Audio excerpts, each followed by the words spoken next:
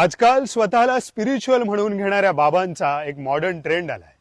Career संसार सोडून भगवन येसून संन्यासी होऊन आध्यात्मिकचे धडे देणाऱ्या या सोशल मीडियावाल्या बाबांनी कधीतरी शेतात उतरून या पंच महाभूतांशी एकरूप होऊन या पिकांसारखं निसर्गाच्या गतीनं स्लो लिव्हिंग जगायला शिकलं ना तर जगणंच मेडिटेशन वाटेल.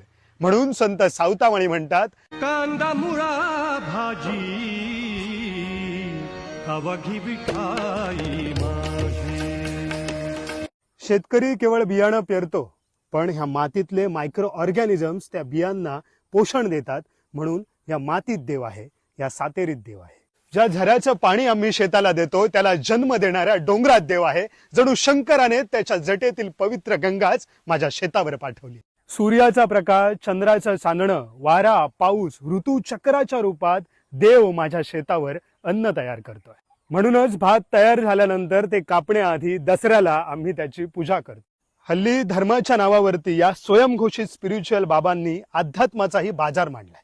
आपण मात्र आपल्या संतांनी शिकवलेलं हे कष्टात्य अध्यात्म समजून घ्यायला हवं. रुद्राक्षांच्या गळ्यात माळा, लाविलेस तू भस्म कपाळा, कधी न घेऊन नांगर हाती, पिकविलेस मातीतून मोती, हाय अभाग्या भगवेने सुन, घर संन्यासून जाशी, कुठे शोधिसी रामेश्वरन, कुठे शोधिसी काशी.